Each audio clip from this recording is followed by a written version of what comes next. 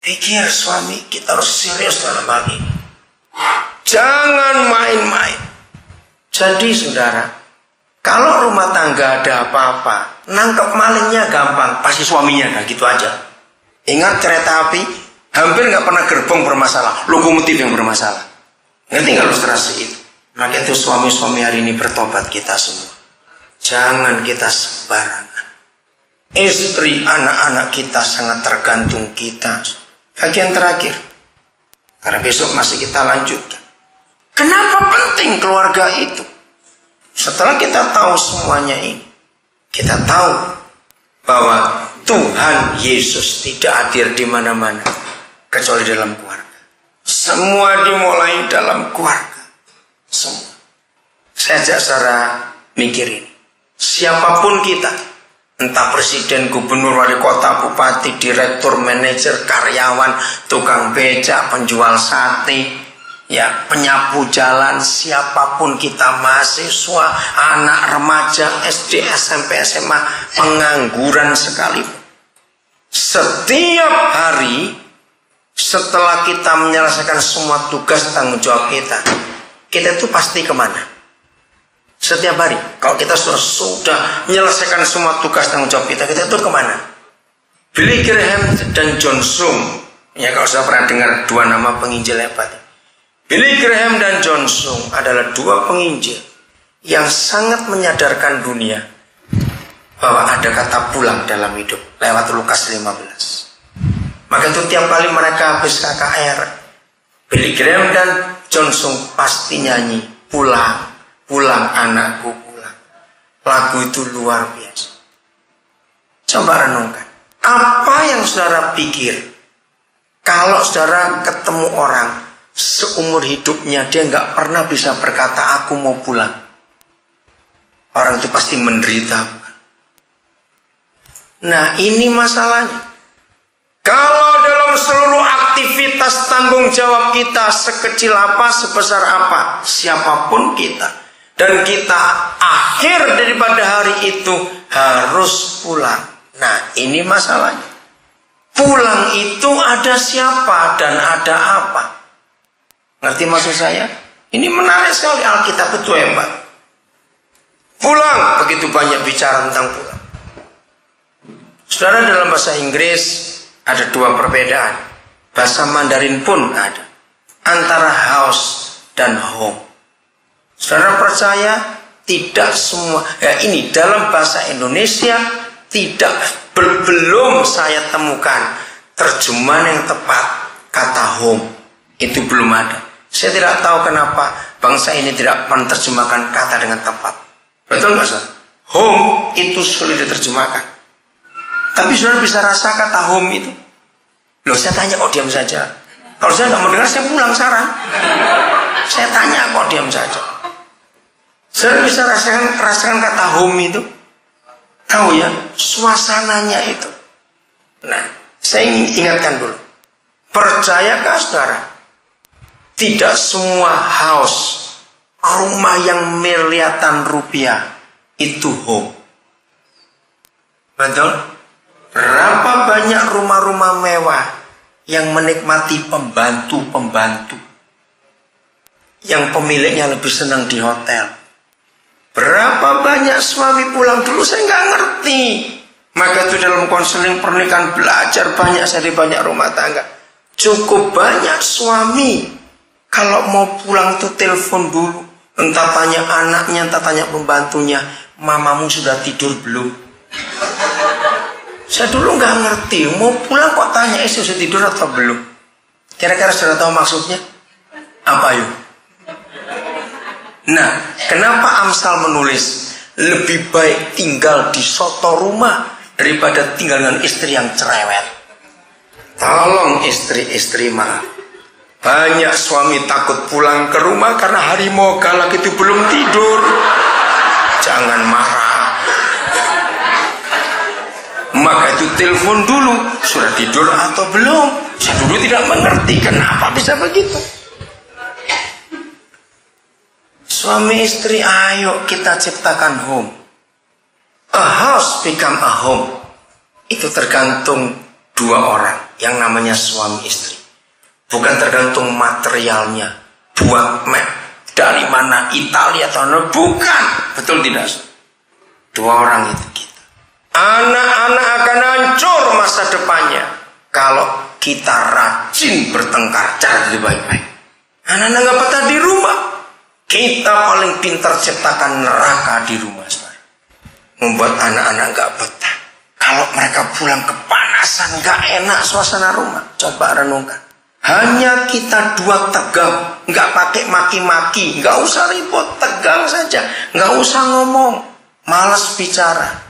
Itu pembantu anak-anak langsung rasa, betul tidak? Suasana gak enak sekali, ada apa? Makanan di meja makan saudara bisa yang mewah-mewah. Pada itu betul kata Amsal. Tanpa damai sejahtera sukacita, gak ada gunanya makanan. Gak enak kita makan. Jangan pulang sebelum kita bertobat hari ini. Ayo kita ciptakan surga di rumah kita. Anak-anak jadi tenang. Mengapa banyak anak-anak yang pintar jadi bodoh? Turun pelajarannya, semangatnya hancur. Karena akhir-akhir ini orang tuanya ribut terus. Anak lagi tidur enak-enak, malam terbangun karena papa mamanya berteriak berkelahi. Kapan bisa tenang belajar anak itu? Ingat saudara, kalau anak-anak kita nggak betah di rumah, mereka pasti di jalan. Dan kita tahu kok mereka di jalan jadi apa. Itu sebabnya saudara belajar baik-baik. Hormati. Bagian terakhir, Efesus 5. Dari ayat 22 sampai 33. Saya nggak usah baca tapi saudara catat. Apa kesimpulan dari perikop tentang apa judulnya? Judulnya baca dulu. Efesus 5. Nggak jelas. Apa? Baca. Ayat 22. 22 atau 21? Saya lupa. Perikop itu. Cepat baca. Judulnya apa? Efesus 5. Kasih Kristus adalah apa? Dasar hidupnya siapa? Suami istri. Bukan yang lain. Kasih Kristus itu dasar hidup suami istri. Saudara baca sampai 33. Kesimpulannya dari perikop itu. Saudara boleh kehabisan uang. Kita wajar manusia. Saudara boleh kehabisan beras, kehabisan apa saja di rumah. Tapi menurut Efesus 5. Jangan kehabisan pengampunan di rumah. Catat ya. Jadi harta yang terpenting pada pernikahan kita adalah pengampunan suami istri. Pengampunan. Setan tahu yang membuat rumah tangga kita nggak berdamai karena kita nggak mau saling ngampun. Suami istri jangan suka ungkit-ungkit masa lalu. Awas itu dalam nama Yesus. Suami istri nggak boleh nyimpan dendam. Kepala dengan tubuh. Kalau kita belajar praktekkan itu. Siapa pernah tersandung ujung meja yang runcing kena tulang kering? Bisa bayangkan? Ayo, mau nangis bahasa India? Aduh, itu sudah. Nah, apakah dengar ya? Jadi yang kesandung tubuh atau kepala? Tubuh. Mungkin nggak kepala tubuh yang maki-maki, mata lu di mana? Mungkin tidak. Lu mungkin tidak, saya tanya kok. Nah, tapi itu mungkin terjadi pada pernikahan kita. Berapa sering suami maki-maki istrinya? Jadi kalau kita suami maki-maki istri kita, itu maki-maki diri kita sendiri. Betul? Siapa pernah kegigit? Bukan digigit, beda. Kegigit itu sakit nggak? Ada dokter gigi di sini, beritahu. Gigitan gigi kita itu 60 kilo, saudara. Maka itu kalau kegigit itu langsung luka. Ayo. Apakah terus tubuh marah? Lalu ke dokter gigi, tolong dok cabut semua gigi ini dok, nyakitin saya. Dokternya bilang, oh ibu ke dokter jiwa saja. Jadi sekali-sekali kepala bisa nyakiti. Sekali-kali tubuh bisa nyakiti juga, betul tidak? Tapi kalau pakai hukum Efesus 5, mengampuni. Rumah tangga kita damai. Mengapa seringkali kita kebaktian Tuhan gak hadir rasanya? Yang main musik sudah sampai keringatan semua, yang nyanyi mimpin pujian sudah sampai itu, jemaatnya gitu aja. Saya mau beritahu rahasianya. Karena yang kita bawa ke gereja setan dan neraka, bukan Yesus. Lu kok bisa? Dengarkan, kalau di pernikahan kita, Senin kita baik-baik aman, Selasa ribut, Rabu aman, Kamis ribut lagi, Jumat aman, Sabtu ribut lagi. Maka kalau saudara ke gereja sudah babak belur itu. Ngerti maksudnya? Lalu ke gereja, kan munafik. Senyum, dilihat orang itu, senyum. Dipaksa ini, ayo senyum, jangan cemberut. Bagaimana mau senyum? Gebuk-gebukan di rumah kok senyum. Betul saudara? Kita sudah munafik. Ke gereja nggak enak karena terpaksa. Jadi waktu masuk gereja, buka bagasi, ambil topeng senyum. Jangan senyum terus di gereja. Pulang gereja, topeng senyum masuk bagasi, lanjut ronde berikut. Mau apa sekarang? Aduh, celaka saudara. Setan yang kita bawa saudara, bukan surga, bukan Yesus. Dia hanya hadir kalau dua orang itu sepakat. Jangan lupa itu. Betul saudara? Maka itu mengampuni. Terus suami istri sampai kapanpun mengampuni.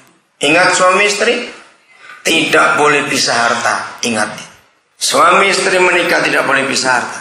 Karena orang yang pisah harta sudah cerai sebelum ke pengadilan. Kok bisa? Ingat firman Tuhan. Yesus kita berkata, sebab di mana ada apamu, di situ ada apamu. Teruskan. Ayo, di mana ada hartamu, di situ ada hatimu. Nah, kalau harta terpisah, otomatis hati pisah enggak? Nah, kalau hati pisah itu namanya apa? Ya sudah, yang pisah harta bertobat dari. Sederhana pengertiannya. Kenapa orang pisah harta? Biasanya orang-orang Tionghoa itu yang kurang ajar ini. Saya kalau konseling pernikahan, tolong Pak Gembala, kalau konseling pernikahan saya libatkan orang tua mereka berdua. Salah satu yang saya tanyain adalah harta ini. Kalau mereka jawab, Pak Pendeta, masalahnya kami itu nggak ingin terjadi apa-apa. Wah, saya langsung marah. Saya tahu maksudnya. Saya bilang, kalau kamu orang tua sudah mengharapkan anakmu cerai sebelum kawin, ngapain kamu kawinkan anakmu? Lu betul tidak, saudara? Apa maksud orang tua mengatakan, ya supaya kalau terjadi apa-apa nggak sampai repot? Itu artinya apa? Coba jawab. Kalau cerai. Jadi tiap kali konseling pernikahan, harta saya akan tanya juga. Kalau sampai anak itu diberi harta, saya beritahu, tanya papa mamamu, itu untuk saya atau untuk kami? Itu penting. Kalau papamu mau bilang, enggak nak, hanya untuk kamu, sebab mertuamu itu miskin. Nah, itu sudah bahaya. Saya ajari, terimalah harta itu, tapi kembalikan lagi, titip ke orang tuamu. Kalau tidak, bahaya. Bisa harta, itu artinya sudah nggak percaya sebelum jadi suami istri. Nah, kalau nggak percaya ngapain kawin? Itu kan pelacuran namanya.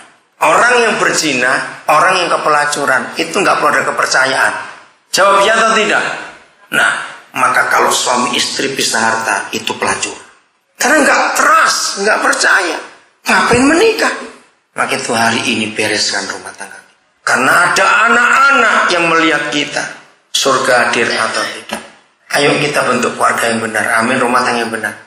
Anak-anak muda, jaga diri, hormati Tuhan. Buat rumah tangga kita bahagia, supaya anak-anak sehat, pintar semuanya di rumah. Ingat, kita tiap hari pasti pulang ke rumah. Dan di rumah ada apa? Surga atau neraka? Itu pilihan kita. Tuhan memberkati kita semua.